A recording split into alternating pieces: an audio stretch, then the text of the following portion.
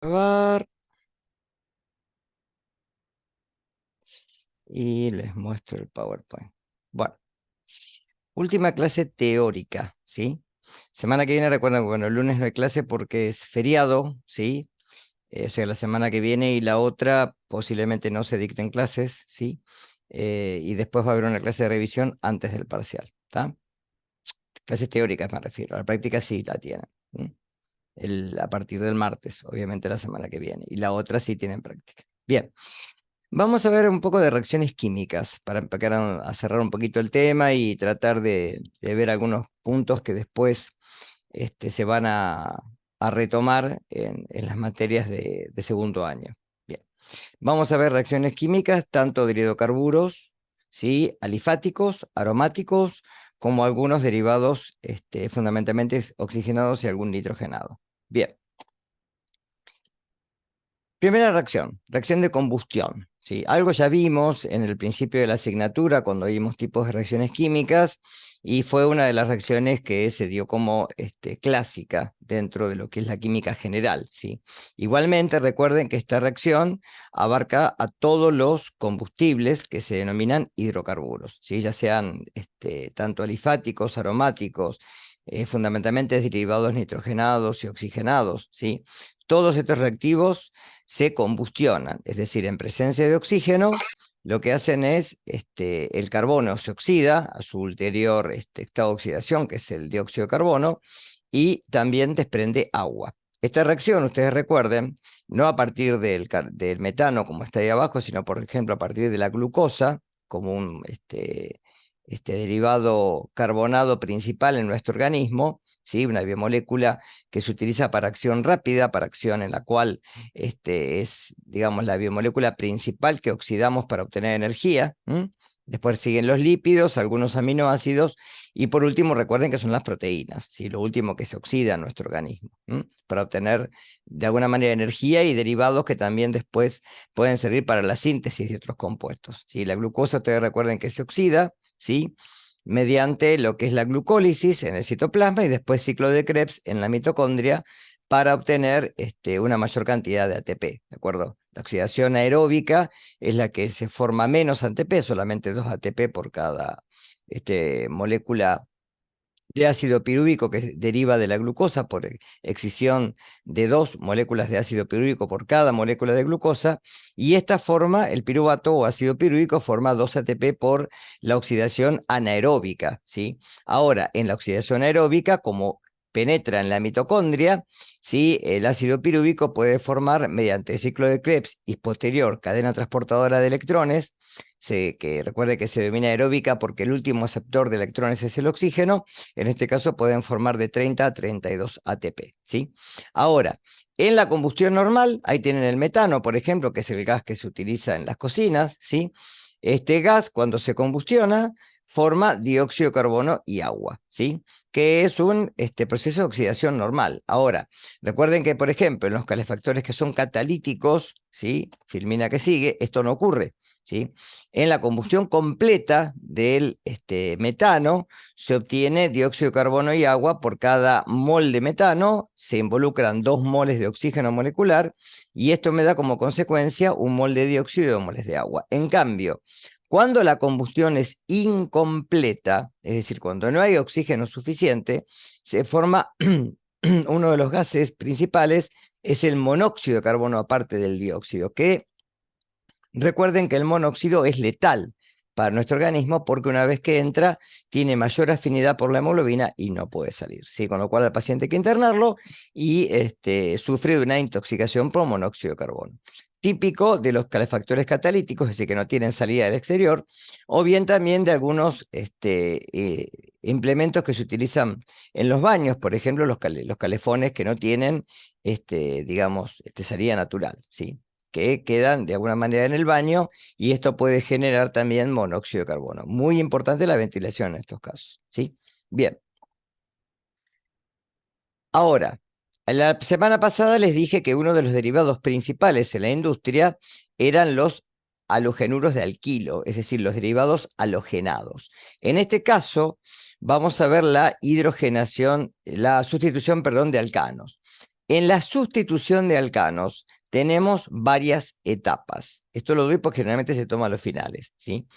Cuando uno quiere halogenar un alcano, en la primera etapa, el cloro, el bromo, el flúor o a veces el yodo con más impedimento estérico, va a reaccionar de tal manera que va a sustituir a uno de los hidrógenos del derivado, ¿sí? del alcano, como en forma en la cual va a sacar ese hidrógeno, por eso se habla de sustitución, ya que ustedes recuerden que los alcanos son saturados, es decir, no hay más posibilidad de agregarles nada.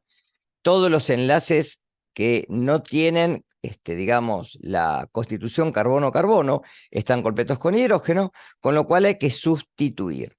De los derivados, generalmente, cuando el halógeno reacciona con un alcano, se obtienen generalmente mezclas. Fíjense ahí abajo. Si yo quiero halogenar, por ejemplo, al metano, la mayor parte que se convierte es el cloruro de metilo. En cambio, si quiero halogenar al propano, se obtiene un 43% del halogenuro que está en un extremo, es decir, al cloruro de propilo, y un 57% al cloruro de isopropilo. Ustedes recuerden esto de la nomenclatura, ¿sí? También se pueden llamar como cloropropano o también como 2-cloropropano. Los dos nombres que acabo de sugerir son correctos, ¿sí? En cambio, fíjense que si yo quiero sustituir ahora a un hidrógeno que se encuentra en un carbono terciario, lo tienen ahí abajo, ¿se acuerdan cómo se llama este?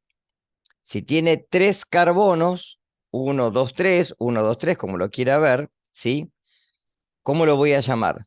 Lo voy a llamar como 2-metilpropano, ¿sí? Del 2-metilpropano, el derivado halogenado me va a dar el 2-metil-2-cloropropano o también me puede dar el 2-metilcloropropano o cloro 1-propano, que es lo mismo, pero no hace falta nombrarlo porque si digo cloropropano, ya sé que está en el 1, porque si no acá lo tengo que mencionar en el 2.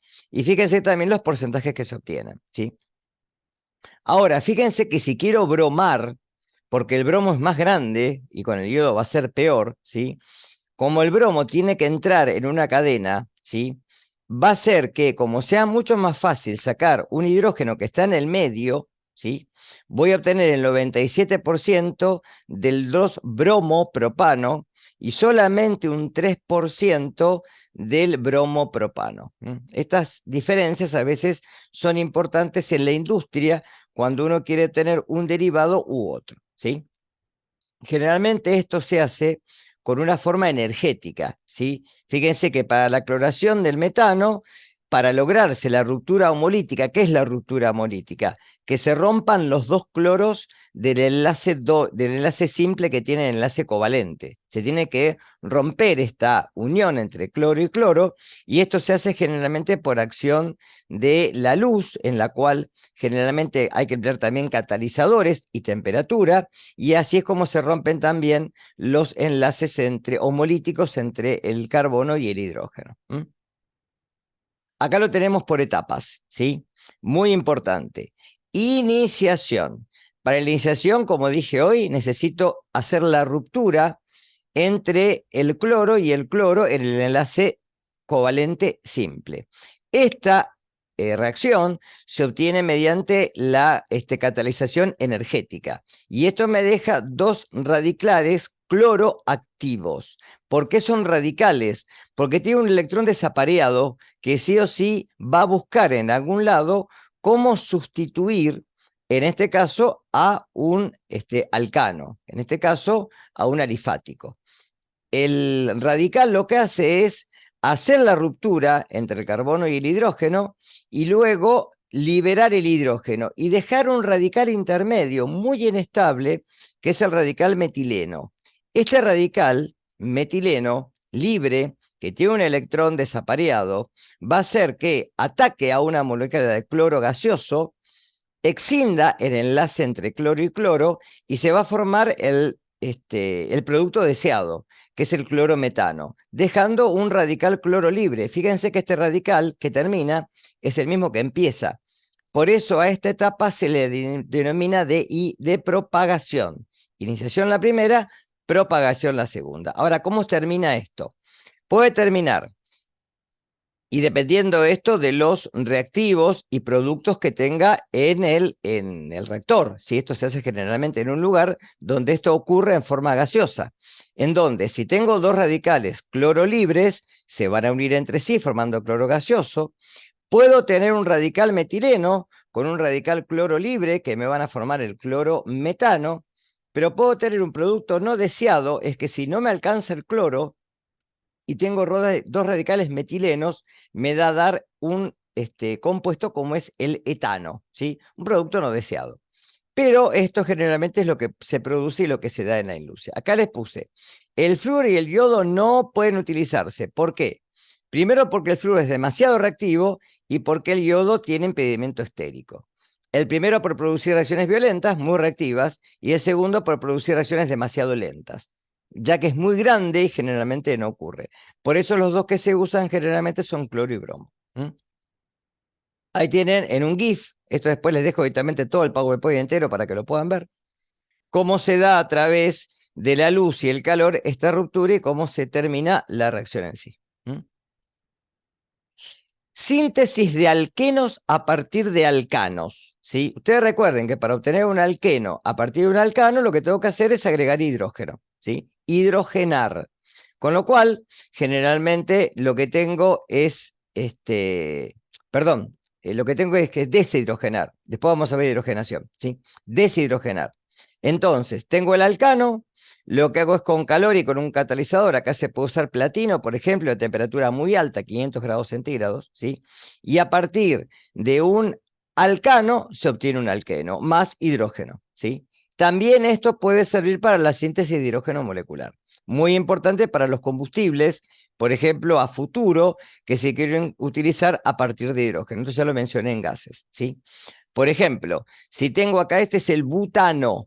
El butano, en presencia de platino y a alta temperatura, me va a dar dos compuestos distintos, ¿sí? Recuerden que estos se pueden nombrar como cis-o-trans. Este va a ser, si tienen el mismo lado, va a ser el cis 2 butano, y este, como están de lados distintos, va a ser el trans 2, cis 2 buteno, perdón, y el trans 2 buteno, ¿sí?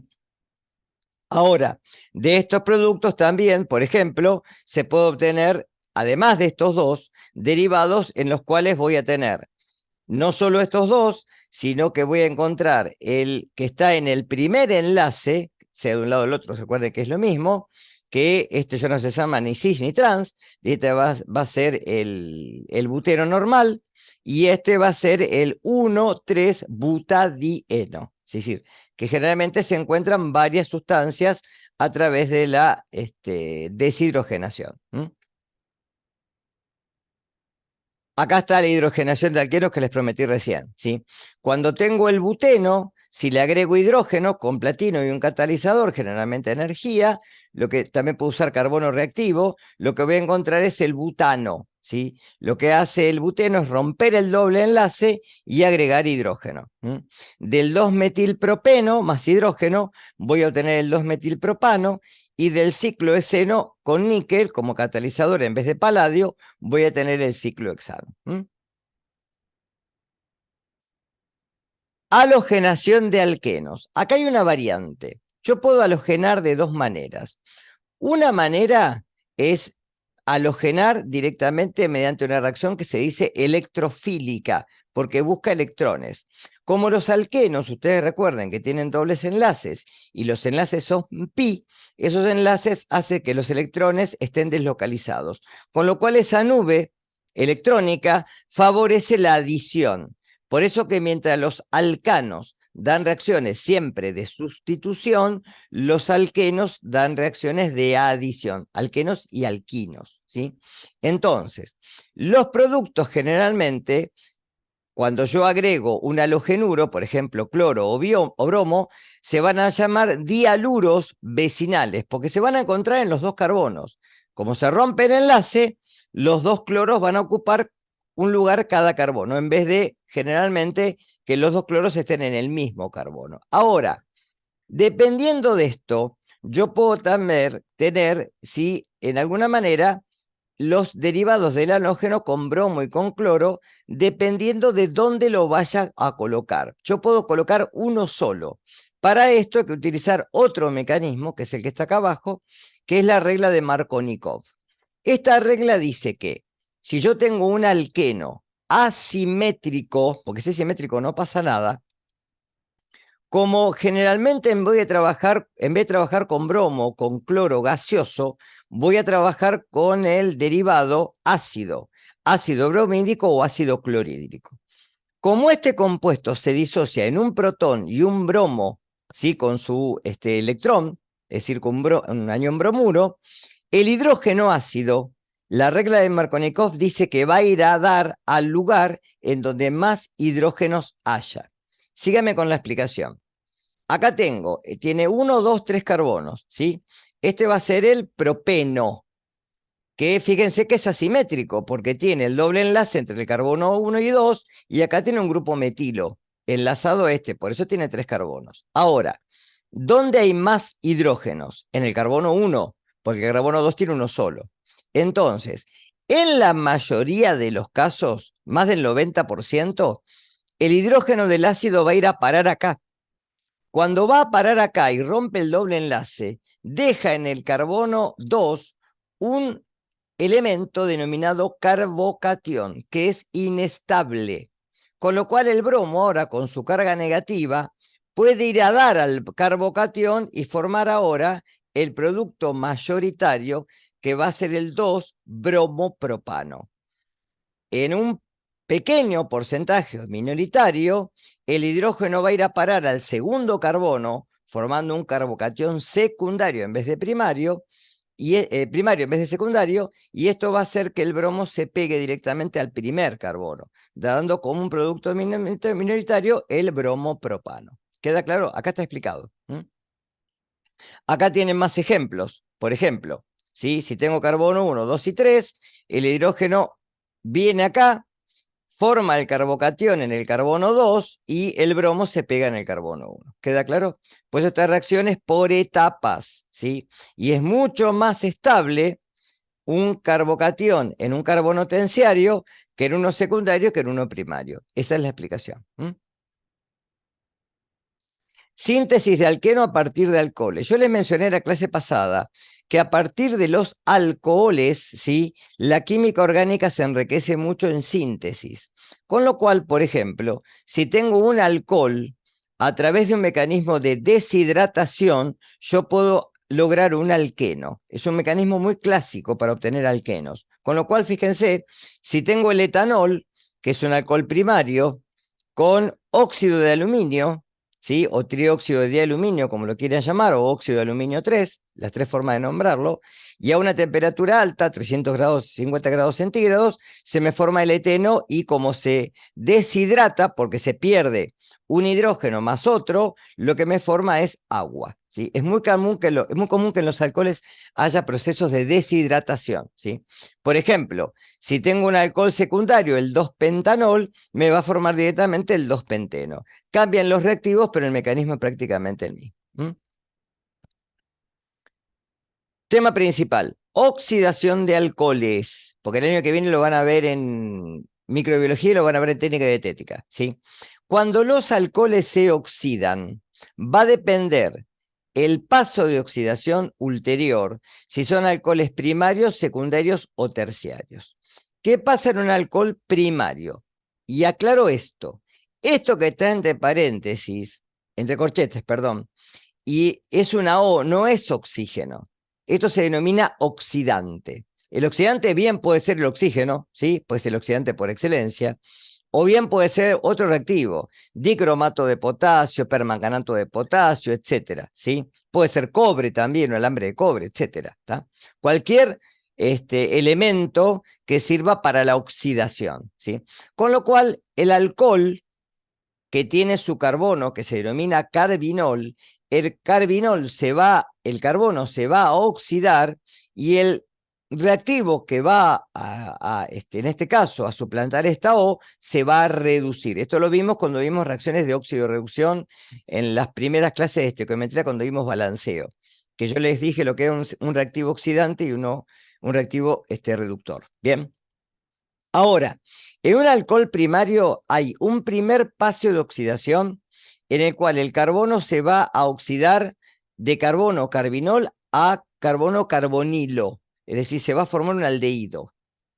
Si lo sigo oxidando, o sea, si hago una oxidación exhaustiva o completa, este alcohol se va a oxidar a ácido, con lo cual se va a formar, en este caso, un ácido carboxílico. Ejemplo, si lo que tengo es etanol, se va a oxidar a etanal y se va a seguir oxidando a ácido etanoico. Es lo que le pasa al vino, chicos. El vino, cuando uno lo deja destapado o mal tapado, con el tiempo se oxida primero aldehído y después a vinagre, a ácido etanoico. ¿Está claro? Ahora, ¿qué pasa en un alcohol secundario? Con un alcohol secundario, cuando se oxida, se va a oxidar a una cetona y no tiene paso de oxidación posterior. Y en cambio, en un alcohol terciario no hay oxidación. ¿Cuál es la explicación? El número de hidrógenos.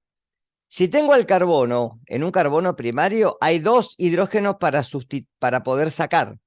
Con lo cual, al reemplazarlos por oxidación, en un primer paso me queda uno y en un segundo paso no me queda ninguno. En cambio, en una acetona tengo uno solo, con lo cual solo tengo un paso de oxidación.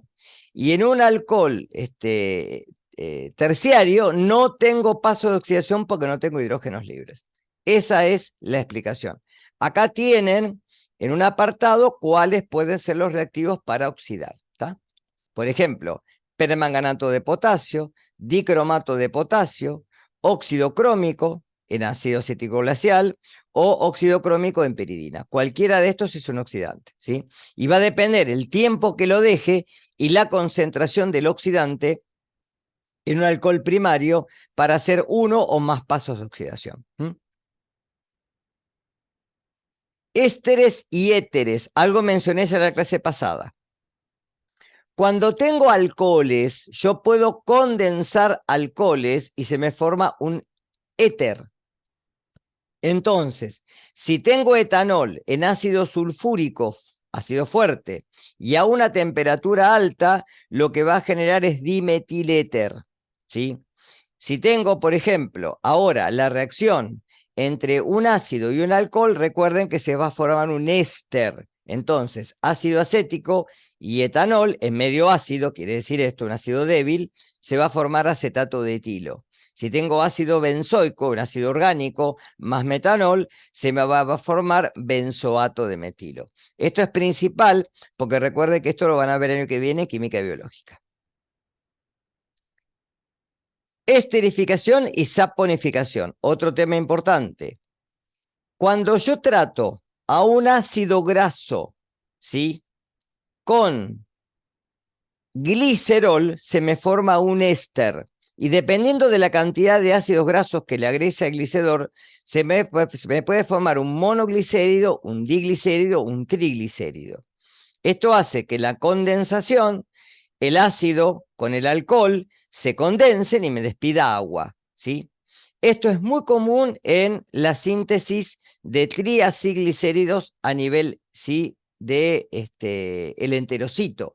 Cuando se absorben los ácidos grasos, ¿sí?, obviamente hidrolizados a través de las enzimas pancreáticas y liberando el glicerol que sí es soluble, ¿sí?, se van a absorber el enterocito, hay una resíntesis y de ahí se forman los triacilglicéridos, que luego viaja por el linfático y por mecanismos metabólicos se van a almacenar en el tejido adiposo o en el músculo, ¿está?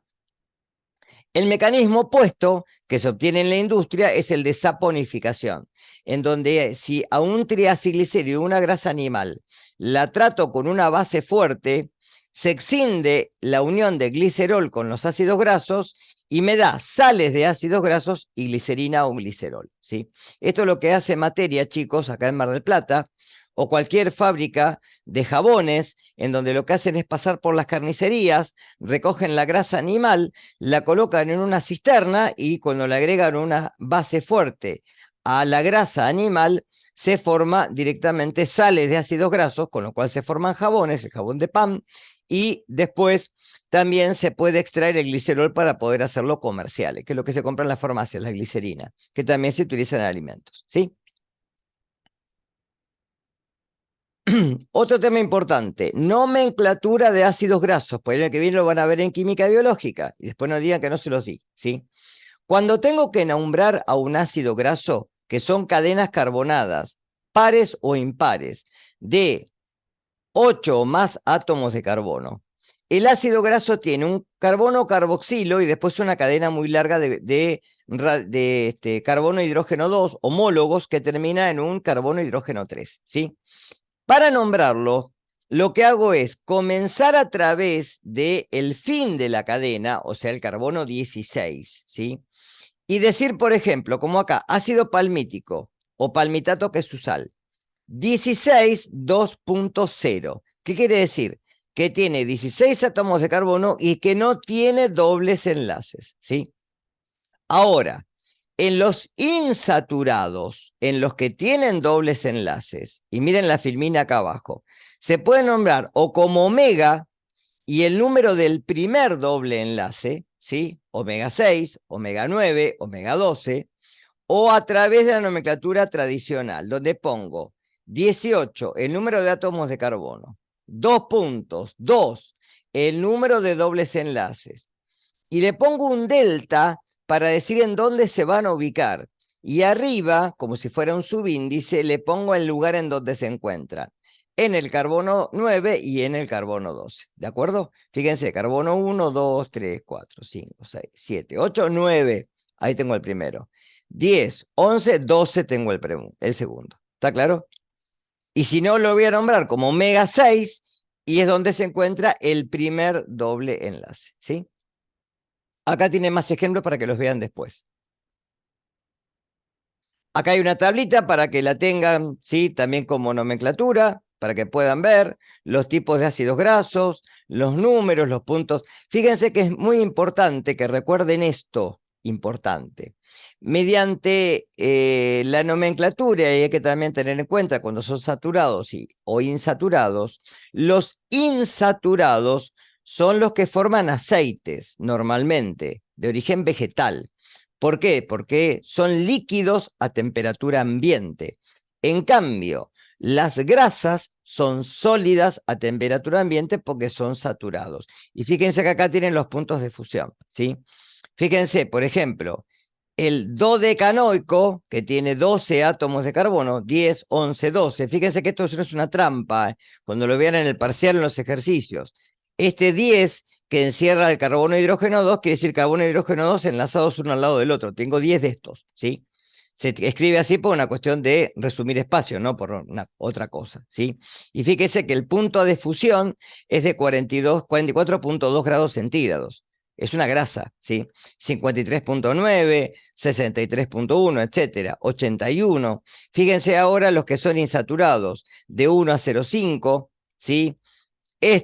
Menos 11, menos 49,5, ¿está? Profe, Sí, ¿eso puede estar como dato en los ejercicios ¿el qué? o no va a influir en los puntos? No, no, no, no, eso no. No. Lo que sí que tienen que recordar es que una grasa, ¿por qué una grasa es sólida y por qué un aceite es líquido? Por los puntos de fusión, ¿sí? Y Ah, eso pensé depende de los que dobles viene de algo, enlaces. A ver, hay una cuestión, ¿qué es una margarina, chicos? Una margarina. ¿Está un estudiando aceite nutrición? hidrogenizado. Un aceite hidrogenado, está claro. Que es líquido y cuando lo hidrogeno, ¿qué pasa? Se transforma en sólido. Le rompo los dobles enlaces. ¿Está claro? Mm. Por eso una margarina es sólida cuando un aceite es líquido, pero es lo mismo. ¿Está?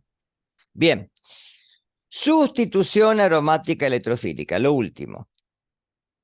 Vimos que en los alcanos se dan reacciones de adición, ¿sí? Ya sean alcanos de cadena lineal, ramificados, cíclicos, no importa, adición, siempre. Tengo que adicionar, no puedo, sustitución, perdón, no puedo hacer otra cosa que no sea sustituir. En los alquenos, bien digo, es adición, porque tengo dobles enlaces, o en los alquinos tengo triples, puedo adicionar. Ahora, ¿qué pasa en los aromáticos? Porque tengo dobles enlaces, pero no puedo adicionar. Porque si adiciono, rompo el doble enlace y deja de ser un aromático. Con lo cual hay que sustituir. Pero como la sustitución no es común, no es la sustitución de los alcanos, lo que tengo que hacer es sustituir donde hay electrones. Y como el anillo está lleno de electrones, porque están por encima y por debajo del anillo, se denomina sustitución aromática electrofílica. De ahí viene el nombre, ¿sí? Acá se los puse. Es la reacción más importante de los compuestos aromáticos, ¿sí? Es decir, el anillo es un electrófilo, ¿sí? El anillo busca electrones dentro del anillo, ¿sí? Entonces, cualquier electrófilo, cualquier partícula que vaya a buscar, los va a encontrar, ¿sí? Y generalmente saca un hidrógeno y coloca algo. Un cloro, un bromo, un grupo nitro, un grupo sulfónico, etcétera, ¿está? Un radical, metileno, etileno, metilo, cualquier cosa, ¿está? Entonces, mediante de ese tipo que se puede ser halogenar, sustituir al hidrógeno por un alcleno, ¿sí? Por un halógeno. Flúor, cloro, yodo, bromo, astato. En ese orden de facilidad. Nitrar, sustituir por un grupo nitro. Sulfonar, sustituir por un grupo de ácido sulfónico. Alquilar, es decir, sustituir por un radical alquilo. Metilo, etilo, propilo, etcétera. ¿Está? Acá tienen algunas, ¿sí? El centro es el exceso de electrones que dije recién. Por eso es un nucleófilo, ¿sí? Y un electrófilo, que es el que tiene defecto de electrones, lo va a ir a buscar al anillo. Y lo va a sustituir al hidrógeno por ese electrófilo. Varios tipos que van a encontrar en el seminario, la nitración, por ejemplo, se obtiene a través de hacerlo reaccionar con ácido nítrico y ácido sulfúrico concentrado como catalizador. En medio de varios pasos que no importan, porque no van para la competencia de ustedes, ¿sí? Se forma un derivado que es el ácido nitroso, y este ácido ahora va a atacar al anillo, va a desprender agua y va a colocar un grupo nitro, que va a depender también la nitración de los lugares donde la pueda nitrar. Un derivado común, por ejemplo, son los explosivos. El trinitrotolueno es un explosivo común que se utiliza en las detonaciones, por ejemplo, un derivado de esto, ¿sí? La sulfonación se obtiene mediante ácido sulfúrico como catalizador, fíjese que es el mismo, y trióxido de azufre. Se forma el ácido sulfónico y lo que deja es directamente el ácido sulfónico bencénico. La halogenación mediante el cloro y con un catalizador que es el cloruro férrico, lo que hace es colocar un cloro dentro del anillo y desprender ácido clorhídrico. Y la alquilación, que es mediante un derivado que recién vimos, que es el clorometano, por ejemplo, y en presencia de cloruro de aluminio, me deja el clorobenceno directamente como como uno de los compuestos, o que también se llama tolueno, recuerden eso. Algunas moléculas biológicas para que vean, por ejemplo, la vitamina D, que es el colecalciferol, ¿sí? La niacina o vitamina B3, fíjense que todos tienen grupos importantes, ¿sí? La vitamina C o ácido ascórbico, la testosterona que deriva del colesterol, ¿sí? O la vitamina B11. Todos derivados que tienen grupos anulares y grupos principales que después se ven en química biológica. Bien, hasta acá. Esperen que voy a la página. Así veo esto. 22. Bien. Sony 22. Y... No, quiero ir acá.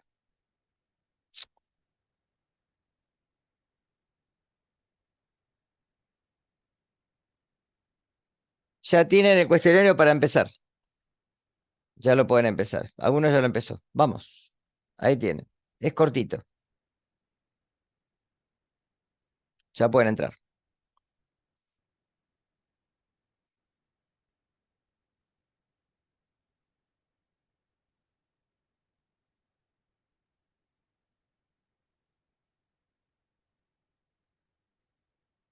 Lo tienen debajo del link, ¿sí?